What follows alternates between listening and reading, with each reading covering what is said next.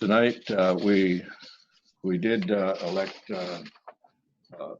or extend the terms of three members, myself included, Veronica Haley Hinks and Steve Harloff. So we're committed to another 3 years that will end in 2023. The speakers today we have four speakers, and what we'd like to do, because of time too, we don't want to be keeping you guys out there too late, but if you can kind of hold your questions, put them in chat and designate who the question is going to, we can get to those questions at the end of the meeting. So we'll be having four speakers tonight, and they come from different directions on trails, and I think they will meet. All their topics are good for what we're doing for the Yamhelas Westsider Trail. We have visions for it not just being a county trail, but a regional trail. So you'll see how that works into the scheme. What else up here do we need to?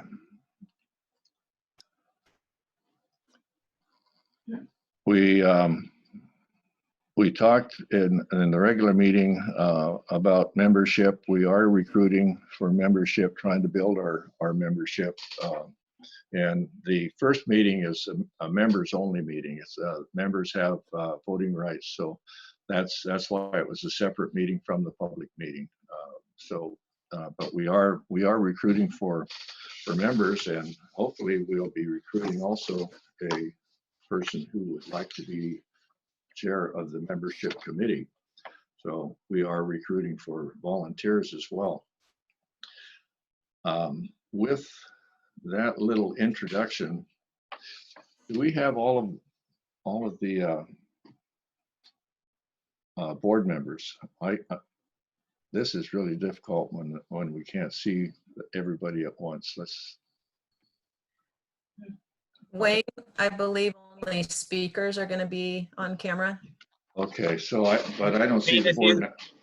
Wayne, if you look at Wayne, if you look at the participants and then you click on attendees, you can see everybody. Yeah. Okay. Well, here we go. I just wanted to see if we had all of our board members here. I don't see them. Board members, however, are I see Steve Wick. I don't see he's a longtime board member, farmer down in the Gaston area, hazelnut farmer, equestrian, trail user. So he serves several. One, he represents the Gaston area. And Steve Harloff is a Yamhill person who retired high school English teacher and trail advocate. We have Veronica Haley Hinks, who is our secretary, supreme bicycle advocate, previous experience working for radio and TV in Travel, Oregon. So good experience. She's also our communications director. Steve Premazich is Stan Premazich. We have too many Steves in the group here.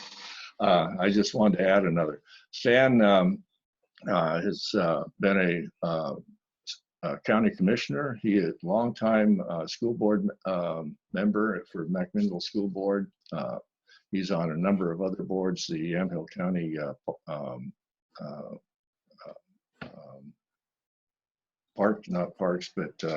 Fair Board. Fair Board currently.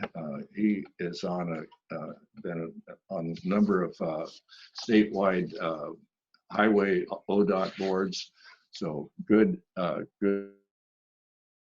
very helpful there.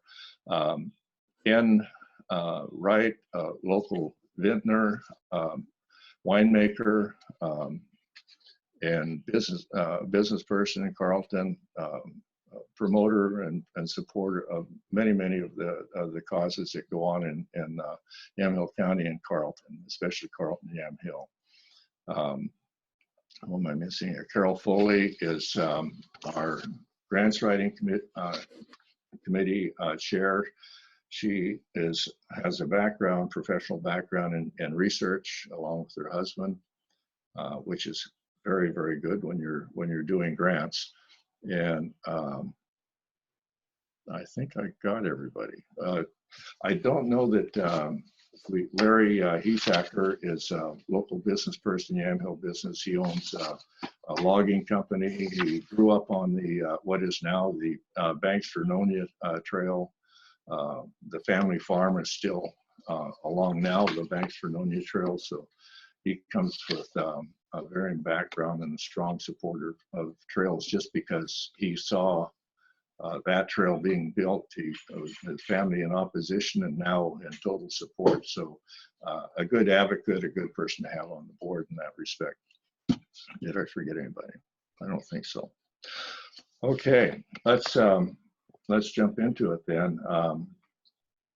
We have tonight Casey Kulla, who is a Yamhill County Commissioner. He'll be speaking first. And then second will be Stephanie Noll, who is I would have to say, the Oregon Trails Coalition. That's a statewide coalition that is strong supporter of trails throughout both in the process of being built and being built. She's her organization that's what they're what they do. And Robert Spurlock from Regional Metro is the regional manager or planner for the Metro Trail system. So, and that's quite extensive. And we've been in talks with them a lot, along with Washington County and in that northern part. And that's where the regional trail system talks are going. That includes the Salmonberry Trail that goes over to Tillamook, the Banks-Vernonia Trail, and a number of others, and throughout the whole metro area. And then last, we have Larry. I don't want to wreck your name here, but Klimek. My print is so small. And he is with the Tualatin River Nature, that the NWR stand. I think that's Nature Wildlife Refuge. I had to stop for that for a second. And Larry is a project leader of that, and he'll be talking about how that trail or how that Wapato Lake complex is coming and where it's going. He'll have a map. He'll be showing a map that's kind of interesting. On that map, if you look down, just south down from Gaston, you'll see a Highway 47 marker. That marker is the northern terminus of what Yamhill County bought from Union Pacific. So the trail we're talking about for Yamhill County will end there. It starts south of Carleton, but it's that, and all the property to the right of that highway is just to the right is the right of way that will become the trail. And what's right just to the right of that, to the west of that, is the Wapato Lake. So the trail is sandwiched between Highway 47 and the refuge. So which makes it kind of an added asset to the trail, and I think an added asset to the refuge. But Larry might talk about that a little bit. So let's start with Casey. Lead off with Casey. Great, thank you very much, Wayne, and thanks everybody for joining us today or tonight. It's not as much fun as in person, but hopefully we'll all learn something in the process. So what I'm going to do is I'm going to tell you a story, and then I'm going to tell you about the most recent LUBA decision, the Land Use Board of Appeals, regarding the Yamhelas Westsider Trail. And then I'm going to tell you about what happens if the county does nothing, and how much it'll cost, spoiler alert. And then I'm going to talk about why a trail matters to a community. And then I'm going to talk about what you can do in your own life to promote and help the trail along. And then we'll go on to the actual experts, because I'm just a dude who knows how to sign my name. Okay, first off, a story for you. When I was a young farm worker, I worked on a farm in Northwest Washington, and I was out trying to move layer hens from one field to another. And some of them, they get out sometimes. And so I was trying to catch these chickens, and the 8-year-old farmer's daughter was watching me, and she started laughing. And I was like, well, what's up? And she said, Casey, you have to want to catch the chicken. And I looked at her and I was like, what are you talking about? She's like, you have to want to catch the chicken. You don't want to catch the chicken. And I have tried to take that through my whole life, is you have to want to catch that chicken, because it's not going to catch itself, and you really have to want it. And the same thing goes for trails. They're hard to put in. There's a lot of people you have to talk to and convince and listen to and accommodate. It takes money, it takes time. You have to want to catch the trail. So put that in there. So regarding the most recent Land Use Board of Appeals decision, there's no segues here. A lot of people have come to me and asked, does this LUBA decision mean that the trail is dead? And the short answer is, land use process, the way that it works is almost nothing is ever dead. Because land use decisions can be reversed, but generally they're either appealed or they're remanded. And in this case, like the previous 2 decisions, the Land Use Board of Appeals remanded to the county. They sent it back to us with a specific list of questions that needed to be answered. And in this case, the attorney for the opposition, bless her heart, demanded, told LUBA that they should reverse the conditional use permit approval that the Board of Commissioners approved. And the Land Use Board of Appeals referees actually gave a muted endorsement of the county's decision. They said, essentially, we believe there's still a path forward for this, so we're not going to reverse it. We're going to send it back to the county to try again. And for me, that's very hopeful. It means we know what we need to do. We know what questions we need to answer going forward. The reality, though, is that the current Board of Commissioners is unlikely to take up the remand and hold another hearing. And that means that the remand clock will run out. And when that happens, anyone in the future can begin again with a new conditional use permit, taking all of the findings and all the land use decisions beforehand and putting those into their application, so as to have an application that meets the approval of the Land Use Board of Appeals into the future. And will that happen? I don't know. But what I do know is I can go through the issues with you, any of you, if you are interested, if you are opposed to the trail, if you support the trail, I'm happy to talk about any of those issues. But the basics of it are that this former railroad corridor, or it's a corridor that used to run trains on it, I feel confident that a trail on it adjacent to farms will not impact those commercial farms negatively. And I know this in part because we see this every day on county roads alongside of homes all over our county. Okay, so what happens if we as a Board of Commissioners do nothing? If we don't make any decisions about it, we just ignore it, or some people shout about it and some people ignore it.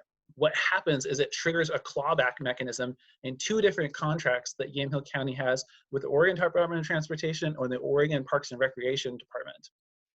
Altogether, the money that would be owed back to the state is close to $1 million. So that is literally if you don't do anything. If you choose to ignore, if the Board of Commissioners chooses to ignore everything about it or denies anything going forward or votes down any further approvals, that's $1 million that the county will have to take out of somewhere to pay back the state because they're choosing to not move forward. So that's a strong incentive for you to write to your county commissioners and tell them how you feel. Now, why does all this matter? It's because Yamhill and Carlton, the first phases of the 12.5 miles, are connected by schools. They're connected by ways of life, and they're connected by businesses. But Highway 47 is dangerous to pedestrians and cyclists. It's also honestly dangerous to people driving cars. And children will never be safe commuting on their own from one town to another to go to school, but for the trail. In fact, the city of Yamhill was not awarded an ODOT grant for improving sidewalks for children cycling because of opposition to the trail. Now, why does all that matter? Because the Yamhelas Westsider Trail can, and I believe will be, part of a network of trails throughout our region, accommodating farmers, accommodating foresters, accommodating vehicles, connecting cities to parks, to cities, to the ocean, to the Columbia River. And the benefits to those communities are economic, and the benefits are strengthening ties, and the benefits are equity.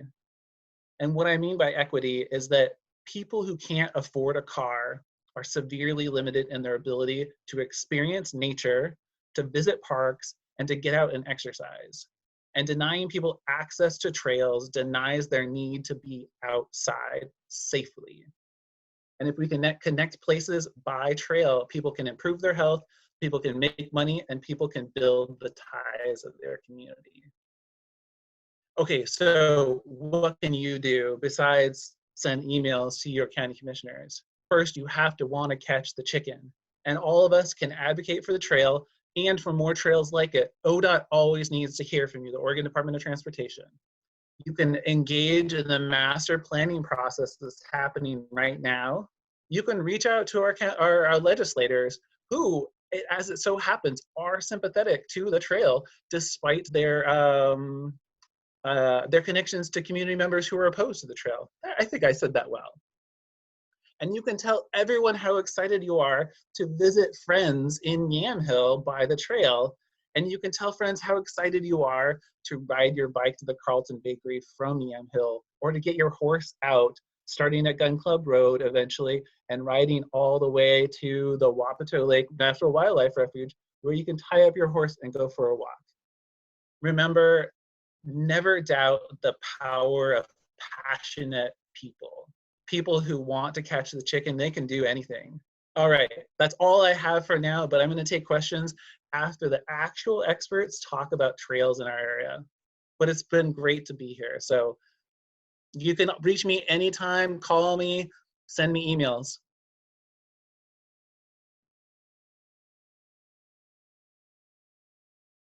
And back to Wayne. Yes, I had to unmute myself. Hey, back. I doubled up on my my things here. I've got my phone and my computer because I have had trouble sometimes with this. But we have Stephanie Noll with the Oregon Trails Coalition next. Steph, are you there? I am here, and I'm ready to jump in. Okay, it's Thanks, yours. Wayne. Thanks for having me. Yes, thank you. And can I go ahead and have the next slide? So the Oregon Trails Coalition is a broad coalition made up of trail advocates and volunteers and friends group like the Friends of the Yamhelas Westsider, and also public agencies and tourism partners and public health and conservation partners, all who all have a shared vision of a network of sustainable trails all across Oregon that provide access to healthy recreation and transportation for Oregonians close to home, and also build pride and prosperity for Oregon communities. And a couple of years ago, we put together what we call the Signature Trails vision for Oregon in partnership with the Oregon Parks and Recreation Department and Travel Oregon. And we see the Yamhelas Westsider Trail as a key part of this statewide vision. So I wanted to share a little bit more about the statewide vision with you. Next slide.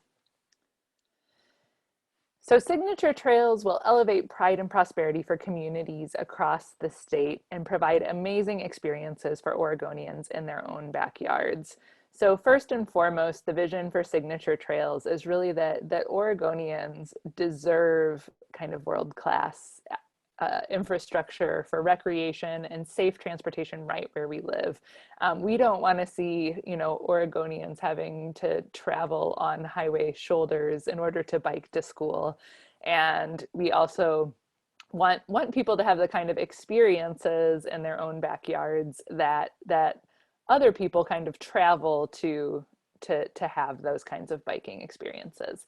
Next slide.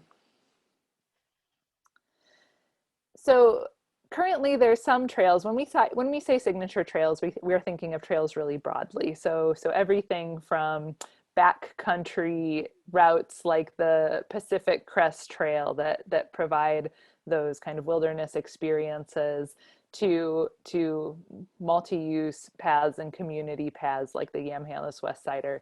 So the existing network of trails, there's certainly some lines on the map. We have the Pacific Crest Trail. We have the much of the historic Columbia River Highway State Trail. We have much of the Oregon Coast Trail in place. Next slide.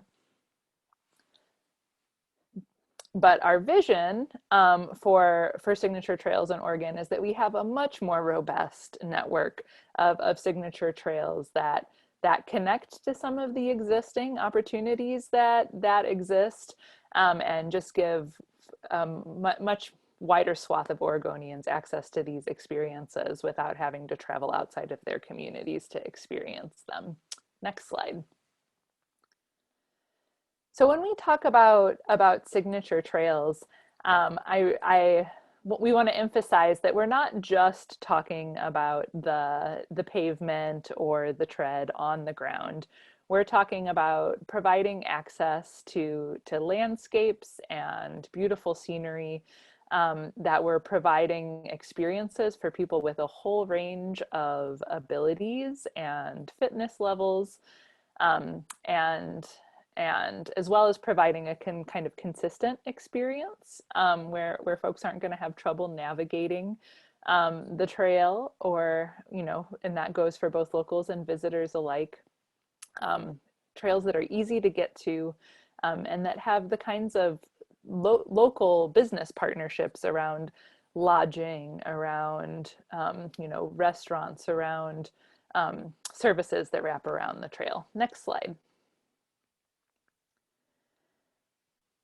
So Oregon, we know, is an absolutely gorgeous state, and the first, I think, goal of signature trails is to provide access to the beautiful places we have in Oregon. Whether we're talking about our beautiful agricultural places, people understanding what's happening kind of off the beaten path, or whether we're talking about our rivers and lakes and mountains. But it's all part of Oregon that we see as part of the Oregon landscape. Next slide. Also, we think it's really important that signature trails are scalable experiences, and we see the Yamhelas Westsider Trail as both the kind of place that would provide a safe place for a family to get out on their bikes together, even if it's just for a mile, to have nice safe infrastructure to just get outside, and for those kids just learning to bike, or folks just wanting to stretch their legs, that they have the infrastructure to do that. But we also see it as a trail that can fit into this larger network of trails for people who might be, setting aside, their vacation time to explore Oregon, who might be setting aside, a whole weekend, or might be setting aside a week to explore, and that the Yamhelas Westsider Trail is part of that vision as well. Next slide. Signature trails are consistent you know, we see that as both kind of meaning the maintenance and the quality of the trail itself. You know, it means safe crossings of highways. It means, you know, being in a trail that's safe, but also it means kind of wayfinding systems and maps and everything that folks can easily navigate and know they're in the right spot. Next slide. We also talk a lot about transportation options, particularly for people traveling without a car, are essential. And again, this is both means in terms of serving folks locally. We want the trail to connect into kind of local bike and pedestrian networks and systems, so folks can get from their house to the trail safely. And it also is thinking about visitors who might be traveling to Oregon to get around, and what are their options? Are there private shuttle providers, or is it served by public transit, and how does it fit into that larger picture? Next slide. We also think signature trails are most successful when really embraced by a community, and whether it's seeing how the trail connects to campgrounds or lodging options, or whether it's how the private community wants to embrace the trail and, you know, become the official bed and breakfast of the Yamhelas Westsider, or, you know, have those local partnerships. Next slide.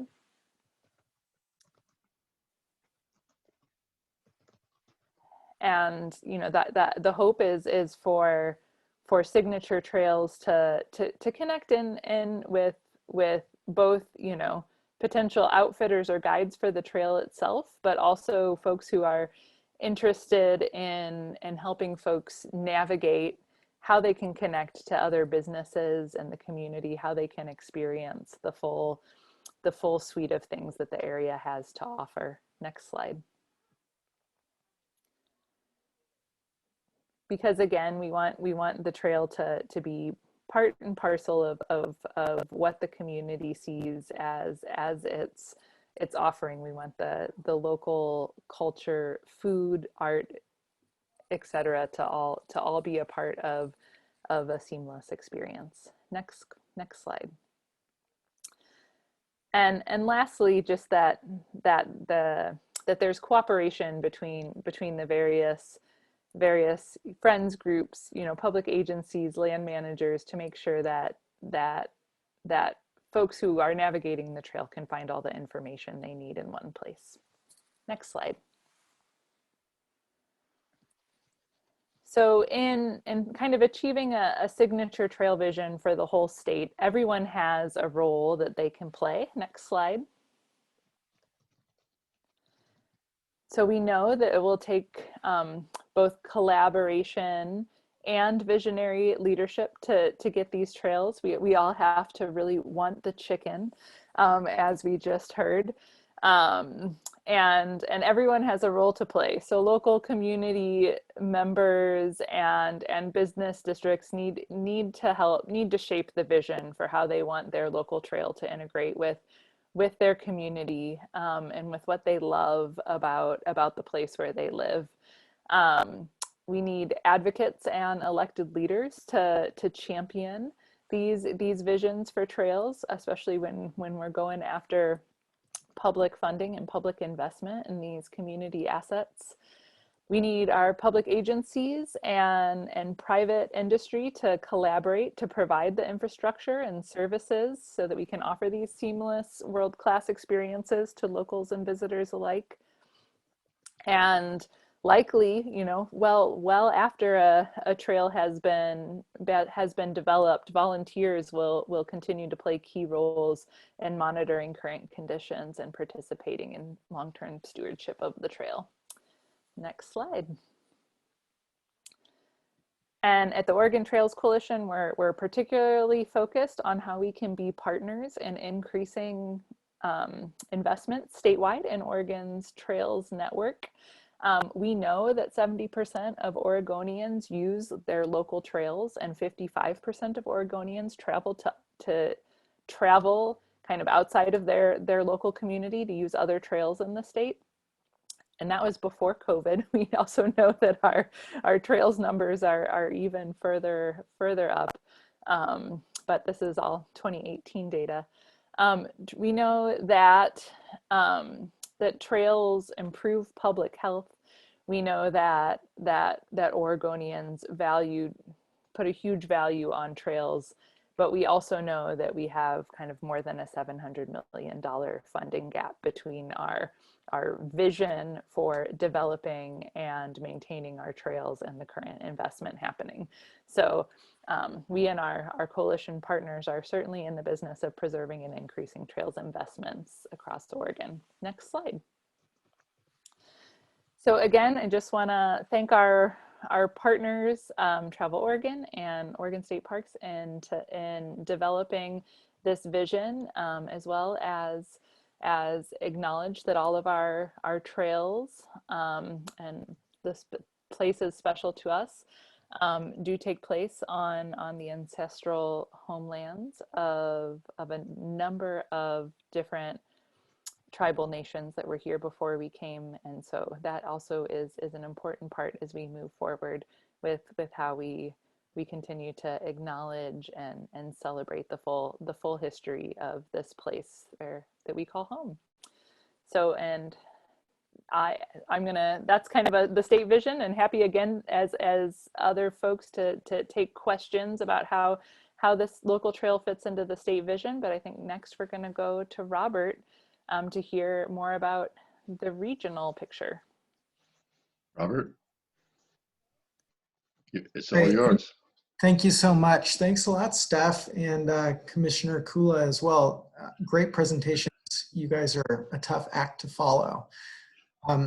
Thanks for having me. I want to tell you a little bit about Metro, which is where I work. I'm a regional planner there at the Metro Parks and Nature Department. Next slide, please. This is Metro's Regional Trail System Plan map. So Metro envisions a 1,000-mile network of interconnected regional trails, off-road, off-street trails for biking and walking. Metro does this work, well, our role is to help create this network, and we do this through planning, land acquisition, grant making, and technical assistance. Metro's been in this role in one form or another since its inception in the 1980s, which happens to coincide with when many of the regions and really around the state and the country, when these types of trails began to be built, can be traced back to around that same time. But most recently, in 2019, the voters of the Metro region passed a bond measure, Parks and Nature bond measure, and it includes $40 million for regional trails. And Metro will be using this funding to purchase land for trails, right of way for trails from willing sellers, and for a new competitive grant program for regional trail planning and construction. I also want to just mention that in addition to the regional trails work that I'm talking about today, Metro is also a regional parks operator and has a big role in protecting and restoring land for wildlife habitat and water quality. That sort of coincides or overlaps, or geographically at least comes closest to the Yamhelas Westsider Trail at one of our biggest properties that we take care of, which is the Chehalem Ridge Natural Area. And the nature park up on Chehalem Ridge, which is just east of Gaston on Dixon Mill Road, that's going to be opening later this year. So as both Steph and Commissioner Kulla were speaking to, I did want to touch on how trails have always been, so I sort of traced this history back to the 1980s. Of course, it predates that as well, but they've always posed both challenges and opportunities. So I think the opportunities are pretty obvious to all of us. I mean, when we're talking about climate change and reducing our carbon footprint, trails are really a no-brainer for providing different travel choices and promoting active lifestyles, combating obesity and diabetes epidemics like that. And of course, tourism and the economic benefits that come from tourism. So it's really easy to see why trails are so popular. And now, of course, with the pandemic, trails are more important and more popular than ever. I'm sure you've all witnessed that yourselves. I mean, it really seems like just an explosion in trail use out there anytime I'm out there using the trails. And we have the data to back that up too. But then I want to talk about the challenges a little bit. So you all know as well as anyone that the work of actually developing new trails is way more difficult and expensive than a lot of people probably realize. So the same is true for roads and highways too. They're way more expensive than the average person realizes. But the thing with roads is there's an entire highway building industrial complex that's set up to make sure that roads continue being built. But we don't really have that for trails. We don't have that level of support and funding. So trails rely on the altruism and the resourcefulness and dedication of people like all of us. I mean, I guess we're the people who want to catch the chicken, right? We're a scrappy bunch, and it means projects can take decades to build, but we stay stubbornly persistent, and with time we get the results and we get the trails built. Next slide, please. So there's also a national context to all this work. Steph did a great job of providing the state context of the regional or the signature trails work, which is so inspiring. And then I just want to point out, I'm sure you're all aware, but you're probably not all aware of all of these different efforts on this map around the country. And this is just a sampling. There's many more that aren't covered on this map, but this is an attempt at least to identify all of the similar efforts that are currently underway in one form or another throughout the whole United States, similar to the Yamhelas Westsider Trail. So we're not alone in this, in our efforts on the Yamhelas Westsider Trail. We're in good company. There are people just as dedicated and passionate about these kinds of projects in every corner of the country.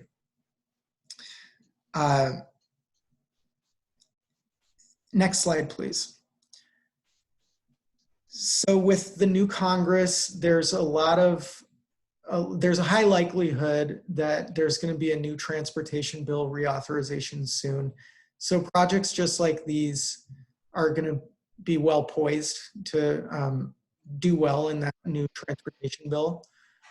I mean, we've seen that with the pandemic, bike sales have boomed, trail use is up at least 50, 60%, if not more, across the country.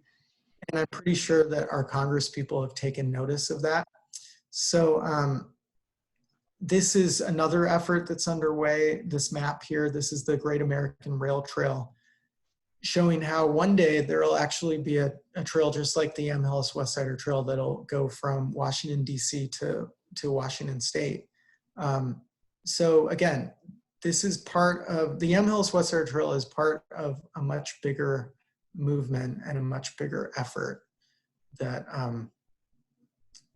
that is really uniting communities across the country. So with that, I will turn it back to Wayne. Thank you. Okay, thank you, Robert. Very good. Good graphic. Larry Klimek.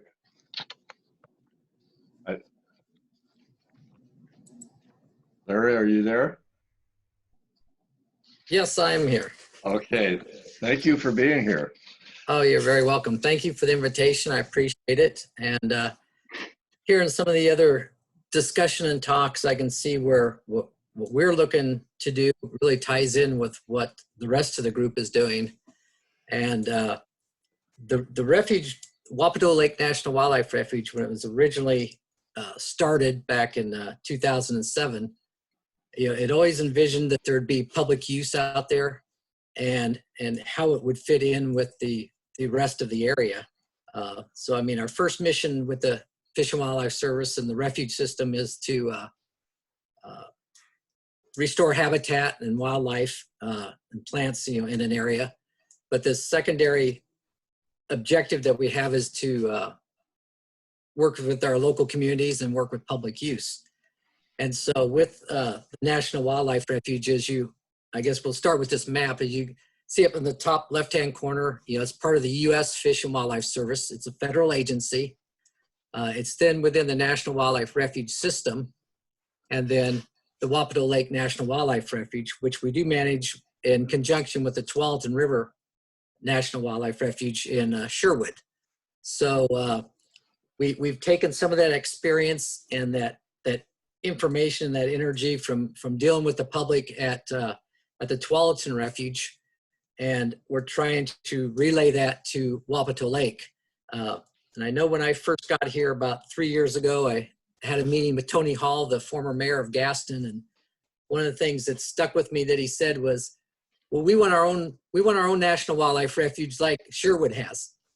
And that was one of his goals. And then he promptly brought out the work that had already been done on the trail, on the Yamhelas Westsider Trail. So he was initiating me to those plans and showing me what was going on. And so as we've been going forward and making our plans with the refuge, it's always been in direct parallel kind of with the Westsider Trail, and seeing how we could join those pieces together and make them all work. And I see the refuge as kind of one of the anchors along the trail that we can draw people and folks into the area. Is where we're at now with on the refuge. I'll go over that. The slide is up. Is that we have the refuge is located right adjacent, or you could say even right in Gaston, right along Highway 47, is what was already mentioned. The area that we own is mostly the colored area through that area. We've put a parking lot in with about 30 spaces for vehicles and handicap access where the P is at. That'll come straight off of 47, right by where the grocery store is in Gaston. And we've also put in a restroom there. The city, the parking lot was done in conjunction with the city of Gaston. It's on their land, and we paid for the parking lot to be installed. That is one of the things that we can bring as a federal agency is the parking lot was paid for with federal highway dollars. So we have some access to some funds that are available to do some different things like that. And then, like I said, we put in a restroom, and then we put in an access lane, which is there in the red, which leads to a new bridge that we put in. We put in a brand new bridge going over Wapato Creek, which gets up onto the levee system around the lake. And right now we have completed almost 2 miles of the top of that levee system, going toward the northeast corner. And that's a hard-packed, handicap accessible trail, and about 1 mile going south from there. So those are ready to be opened up. And then we will eventually have about almost 5 miles of trail around the majority of the lake. We don't own one of the pieces at the very south end, so we can't make it a true loop at this point in time, but that will be available. We opened the refuge in mid-December to waterfowl hunting. So that was our first public use that we were able to get the refuge open for. They've been out using these trails and using the areas on top of the levees. And we hope to probably in March sometime have the refuge open to the general public, which will allow folks to come out and walk on the trail that's on top of the levee. And then as we open up more of it down the east side, then we'll have that available. And so we're looking forward to that. For those that don't know, when you look at the map there, the area coming down from the parking lot, right there where it makes the curve for the trail, that's the Yamhill, Washington County line. So the refuge is in both Yamhill and Washington County. And as part of the cooperation, there is that little piece of the road in there that actually is still owned by Yamhill County, but they've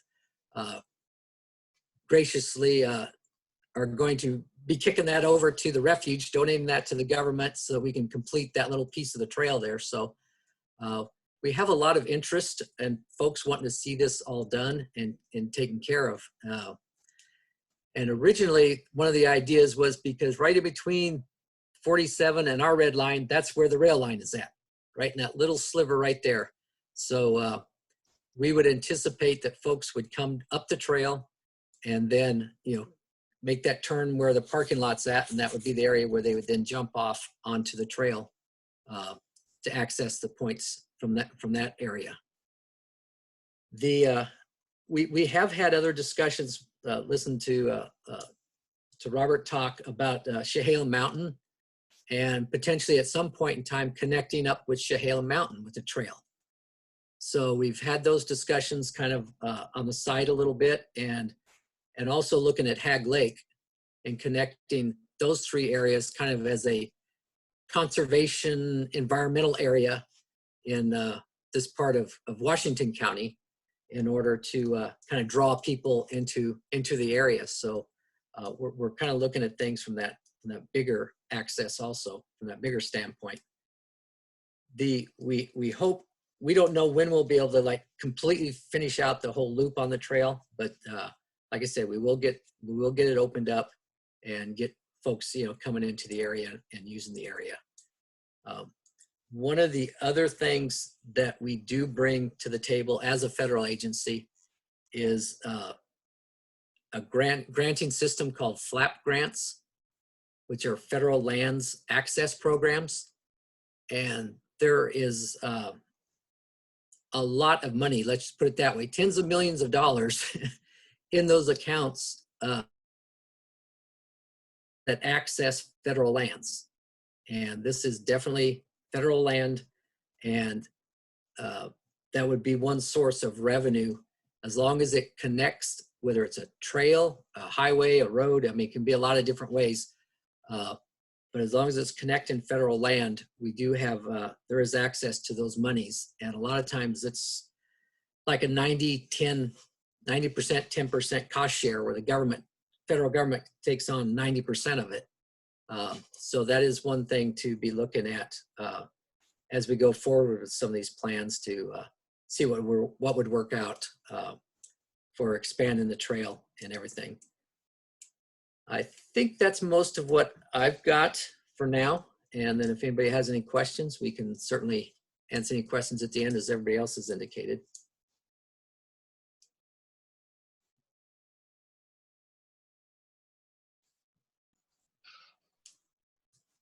I liked your map. That kind of shows really where the trail and the refuge connects. Very good.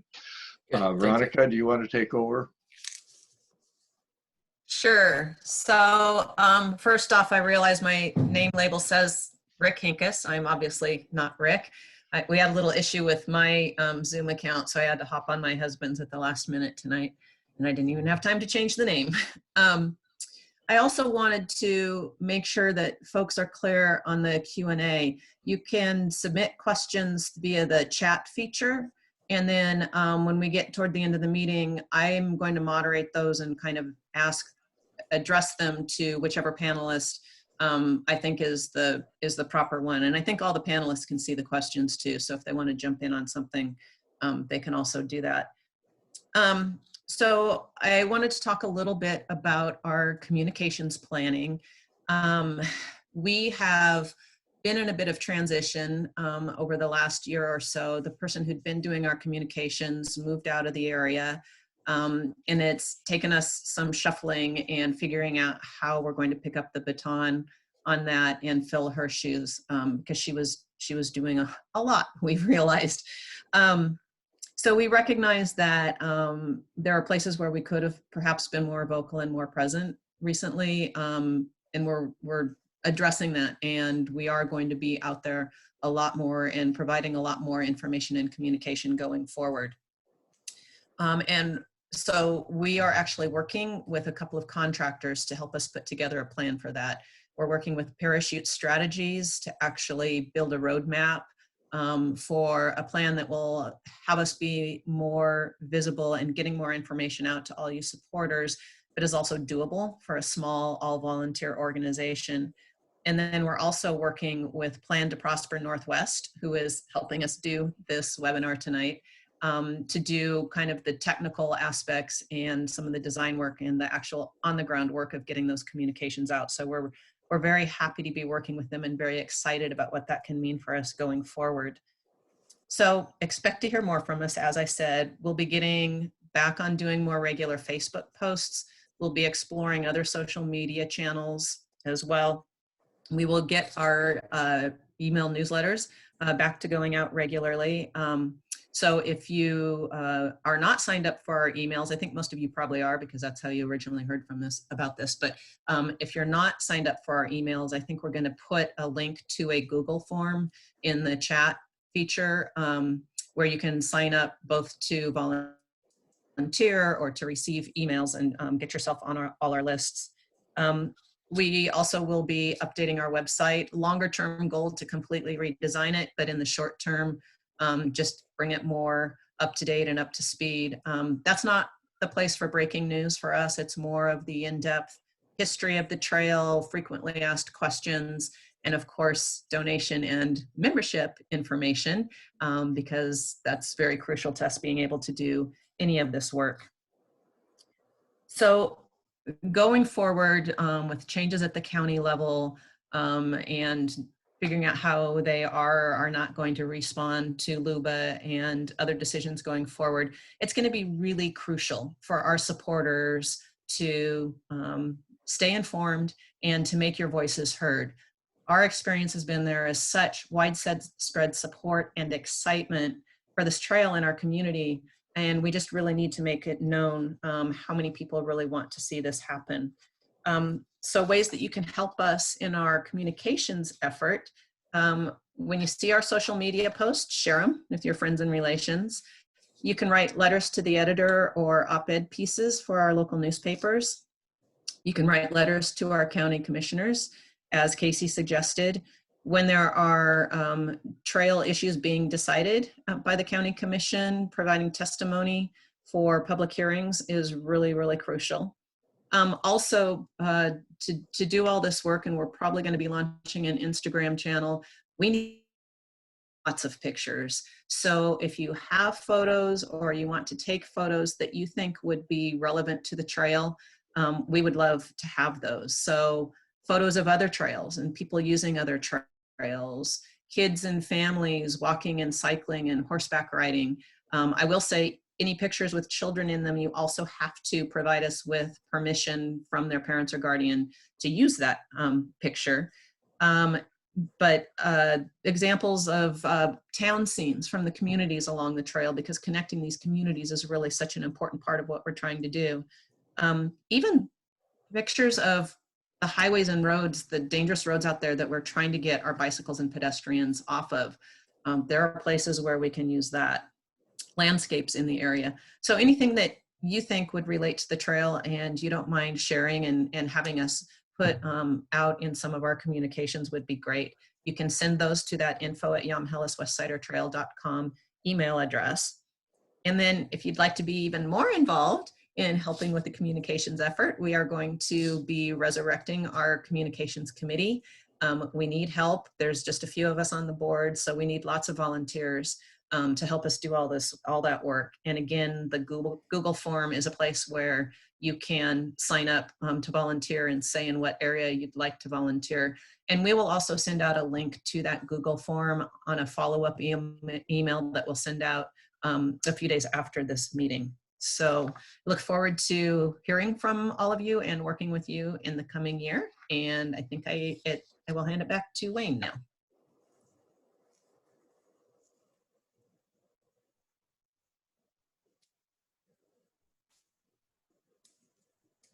Or Patty.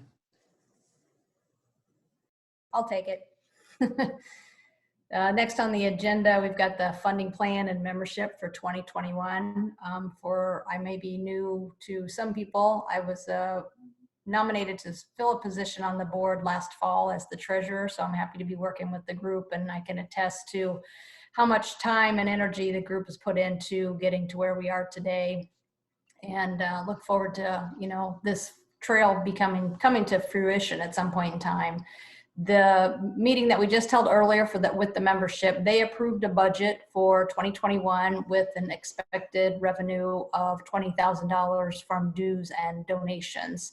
And Veronica just touched on a lot of the key initiatives that have already been, you know, that are being planned for the year in terms of communication and marketing and outreach, and continuing to work with the county commissioners and all the other agencies in the area that have, you know, reach into this trail. We encourage you to become a member if you're not one already. The dollars really go a long way toward the communication efforts that we're trying to do to stay on top of what's good about the trail. As Veronica noted, the support is really there, and we need the resources to be able to promote that interest and involvement. So if you're not a member, become a member of all these other, you know, other trails of interest, so that we can continue this interconnectivity. And I would also say that as we are, you know, making the call out for volunteers and stuff too, is that if you have an in-kind service that you think might be beneficial to the trail, you know, please reach out to us. We are always looking to, if we can cut some costs and use dollars more effectively, then I think that works great for everyone. Out in that budget are pretty basic in terms of basic operations in conjunction with the two contractors that we're using for the communications project. So if all goes well, we would still turn just a small profit at the end of the year and be able to put that money in the bank and continue to grow those accounts and grow our ability to do even more work. So I'll turn this back to, I think Verona takes the Q&A from here, including budget. I've got the budget that was passed at my disposal if budget questions come up. So thank you. So I think we have actually only had one question for Casey, and they said it appears that the information needed to satisfy LUBA now cannot be provided until the master plan is completed. So does it make sense to go forward to respond to LUBA before the master plan is completed? Yeah, and I think that was from Jim, right? Thank you, Jim, for the question. The remand, readdressing the remand. I want to be kind of careful, because at least in the audience are people who will be sharing this with the people who will be voting on it with me. So I just want to be careful in answering things that I don't go too far into what could become a public meeting. But since you are very familiar with the county, you will know that while it may not happen, that there will be a remand. The master planning process continues for now, and that will provide some of the answers. Some of the other questions that LUBA asked us to respond to either have already been answered since then, such as the application exclusion zone and the Environmental Protection Agency's interpretation of it. Those things have been answered outside of the process already, and they wouldn't be answered by the master plan. So the master plan will give us more details, especially around things like what a fence looks like. So the master plan is definitely helpful. We need to keep going with it. Remand may not happen.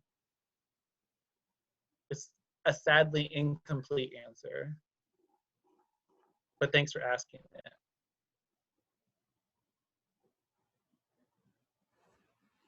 And I'm also happy to add to that the trail network within Metro and the Wapato Lake project are so exciting. Having two projects, especially the Chehalem Ridge and Wapato Lake, right on the edges of Yamhill County and slightly in it, is so wonderful for our community. But if we have to always drive a car there, it does reduce some of the benefits to people.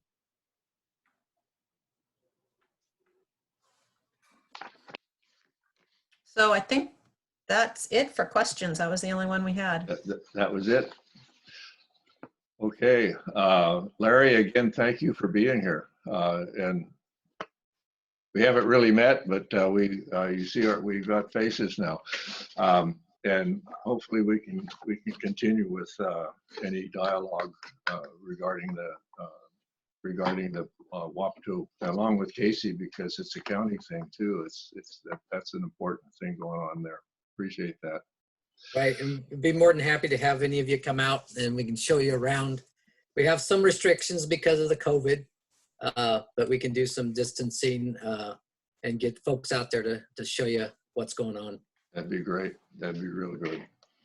Okay, so I guess we've come to the end. We're over quite a bit from what we had planned, but I think it was necessary. It's hard to plan these things, we found out. We had it down to the minute, and it's not easy to not answer questions when they're asked, and it's not easy to, for me anyway, to shut up at some point. So, okay, we'll motion to adjourn, and we'll be out of here. Do we need to do that officially? Oh I no, move. this is not a business meeting. We don't. But again, everybody that's still on out there, public, thanks for showing. Thanks for being here. I hope you enjoyed the talks. Okay. Thank you. Thanks for Bye, you organizing, guys. everybody. Thank you, everybody.